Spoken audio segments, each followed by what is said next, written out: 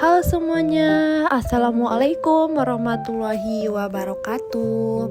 Perkenalkan, nama saya Bayi Rizwanda Fajri. Pada kali ini saya akan membahas presentasi saya. Kali ini saya akan membahas tentang eritrosit dan hemoglobin. Nah, di mana pertama-tama saya akan membahas tentang eritrosit, yaitu eritrosit yaitu merupakan komponen seluler darah terbanyak dan menjadi fokus utama dalam pemeriksaan hematologi karena berperan penting dalam transportasi gas dan penelitian status anemia. Nah, di mana ada evaluasi eritrosit digunakan secara luas dalam praktik klinik untuk menilai kondisi fisiologis dan patofisiologis pasien sesuai pedoman pemeriksaan. Nah, pada slide kedua kali ini saya akan membahas tentang pengertiannya dari eritrosit. Nah, di mana eritrosit atau sel darah merah adalah sel darah yang mengandung hemoglobin dan fungsi untuk mengangkut oksigen dari paru-paru ke jaringan serta membawa karbon dioksida kembali ke paru-paru. Nah, dalam hematologinya, eritrosit menjadi indikator utama dalam menilai anemia, polistemia, serta gangguan sumsum tulang. Nah, di mana pada di samping kali ini terdapat eritrosit. Nah, jadi eritrosit itu adalah sel darah merah. Nah, pada slide selanjutnya saya akan membahas tentang morfologi eritrosit. Nah, di mana secara morfologinya itu eritrosit berbentuk cakram bikonkav dengan bagian tengah lebih tipis daripada tepinya. Nah, bentuk ini tuh meningkat luas di permukaan difusi gas dan memberikan fleksibilitas tinggi sehingga eritrosit dapat melewati kapiler sempit tanpa mengalami kerusakan. Nah, pada slide selanjutnya yaitu saya akan membahas tentang fungsi dari eritrosit. Nah, fungsi utama dari eritrosit itu adalah mengangkut oksigen dari paru-paru ke jaringan tubuh dan membawa karbon dioksida dari jaringan kembali ke paru-paru. Nah, selain itu juga eritrosit berperan dalam menjaga keseimbangan asam dan basa darah melalui sistem penyangga hemoglobin. Nah, fungsi-fungsinya itu menjadikan eritrosit sangat vital bagi metabolisme dan kelangsungan hidup sel tubuh. Nah, pada gambar di samping ini terdapat fungsi dari eritrosit itu. Nah, teman-teman bisa lihat gambar pada eritrosit ini ada sel darah merah, yaitu di mana ada karbon dioksida dan HCO3 dan CO2. Kalian teman-teman bisa lihat pada gambar di situ ya.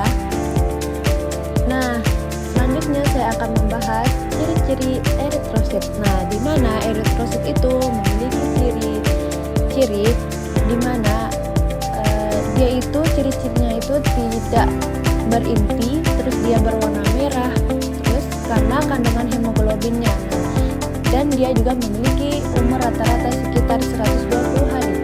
Nah, di mana eritrosit itu diproduksi di sumsum tulang melalui proses eritropoiesis dipengaruhi oleh hormon eritropoietin. Nah, eritrosit yang sudah tua akan dihancurkan terutama di limpa dan di hati. Nah, di sini selanjutnya saya akan membahas tentang struktur eritrosit. Nah, struktur eritrosit didominasi oleh hemoglobin. Nah, yaitu protein kompleks yang tersusun atas globin dan heme. Nah, heme itu dia mengandung atom besi yang memungkinkan pengikatan oksigen secara reversibel. Nah, di mana membran eritrosit bersifat elastis dan semi-permeabel. Nah, memungkinkan untuk eritrosit mempertahankan bentuk dan fungsinya selama sirkulasi di dalam pembuluh darah. Nah, di sini itu ada heme. Nah, heme itu dia akan mengandung atom besi yang memungkinkan pengikatan oksigen secara reversibel. Nah, sedangkan globinnya itu terdapat pada intinya. Nah, pada slide selanjutnya itu saya akan membahas tentang pemeriksaan hemoglobin. Nah, teman-teman tahu pemeriksaan hemoglobin itu dilakukan bersama dengan pemeriksaan darah lengkap menggunakan metode otomatis atau manual. Nah, nilai hemoglobin digunakan untuk menentukan status anemia, memantau terapi serta mengevaluasi kondisi klinik pasien. Nah, di mana pemeriksaan hemoglobin itu sama dengan juga bersamaan dengan pemeriksaan eritrosit. Nah, pada slide selanjutnya saya akan membahas tentang nilai normal pada eritrosit. Nah, di mana nilai normal eritrosit pada orang dewasa itu berbeda-beda berdasarkan jenis kelaminnya. Nah, pada pria jumlah eritrosit berkisaran antara 4,4 sampai 5,6 dikali 10 pangkat 6 sel mm. Nah, sedangkan pada wanita berkisaran antara 3,8 sampai 5,0 dikali 10 pangkat 6 sel per mm. Nilai ini dapat dipengaruhi oleh usia, kondisi fisiologis, serta lingkungan tempat tinggal. Nah, slide terakhir ini di mana saya akan membahas tentang interpretasi hasil pemeriksaan eritrosit. Nah, hasilnya itu penurunan jumlah eritrosit biasanya menunjukkan kondisi anemia yang dapat disebabkan oleh pendarahan, defisiensi zat besi, gangguan sumsum tulang, atau efek samping obat. Nah, sebaliknya peningkatannya itu eritrosit dapat terjadi pada polistemia, dehidrasi, penyakit paru kronik, dan kondisi hipoksia. Nah, oleh karena itu interpretasi hasil pemeriksaan eritrosit harus dikaitkan dengan data klinik pasien. Nah, tadi kan sudah dibahas tentang eritrosit. Nah, selanjutnya saya akan membahas tentang hemoglobin atau Hb. Nah, Hb itu merupakan protein utama dalam eritrosit yang menjadi parameter paling penting dalam pemeriksaan hematologi klinik. Nah, teman-teman tahu kadar hemoglobin mencerminkan kapasitas darah dalam mengangkut oksigen dan menjadi dasar utama dalam penegakan diagnosis anemia. Tentang pengertian hemoglobin atau Hb. Hemoglobin adalah protein kompleks yang tersusun atas globin dan heme yang mengandung besi. Protein ini memungkinkan eritrosit mengikat oksigen secara reversibel dan mendistribusikannya ke seluruh jaringan tubuh. Nah, pada slide selanjutnya ini saya akan membahas tentang morfologi dari hemoglobin. Nah, di mana secara morfologi hemoglobin memiliki struktur tetramer yang terdiri dari 2 rantai alfa dan 2 rantai beta. Nah, susunan ini memungkinkan hemoglobin mengikat dan melepaskan oksigen secara efisien kebutuhan jaringan. Nah, di mana di gambar ini terdapat sel beta, rantai beta. Kan dia rantai 2 alfa beta dan 2 rantai beta.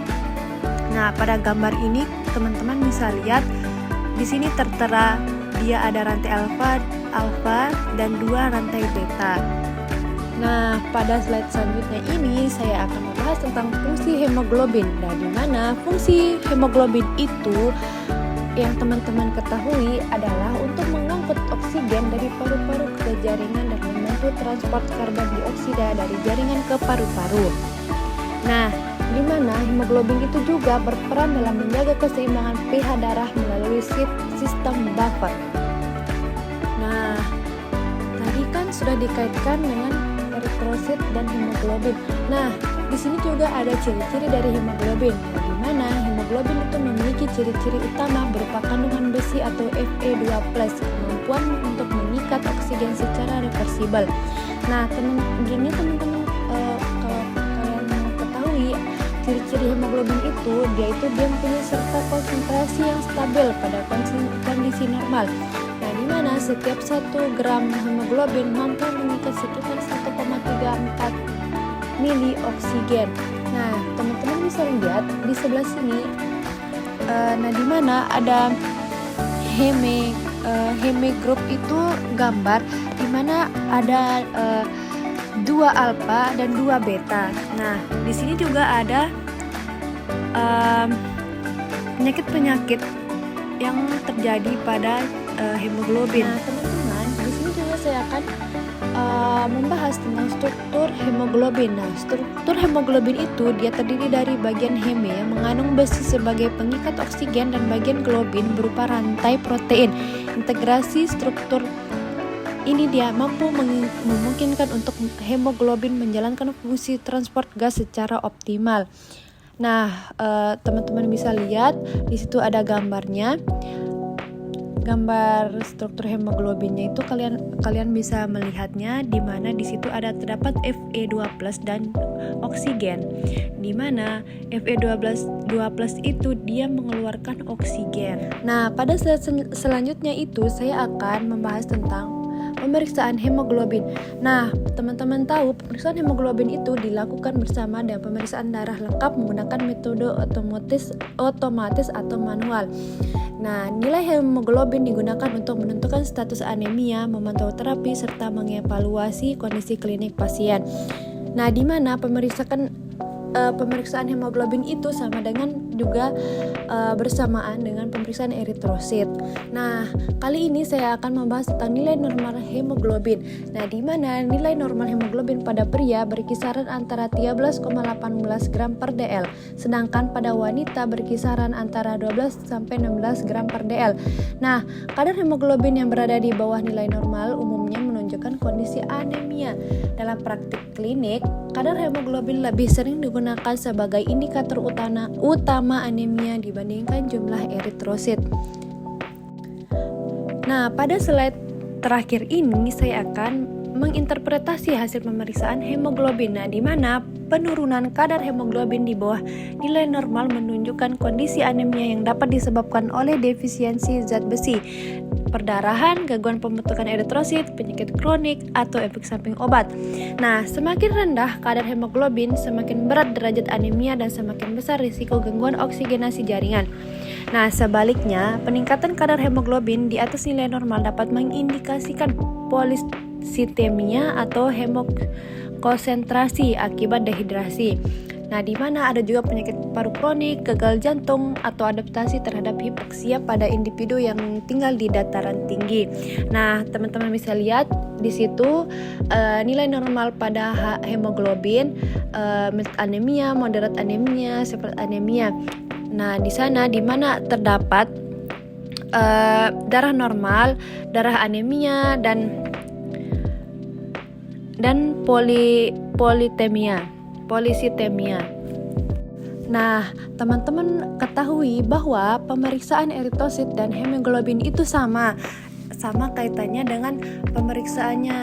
Nah, pada pemeriksaan hasil dari eritrositnya, terus hemoglobinnya itu pun sama. Dia dilakukan secara bersamaan. Mungkin sekian dari hasil presentasi dari video saya. Mohon maaf apabila ada kekurangan atau salah cara saya menjelaskannya. Mohon maaf apabila ada kesalahan. Sekian, terima kasih, dan assalamualaikum warahmatullahi wabarakatuh. Bye teman-teman.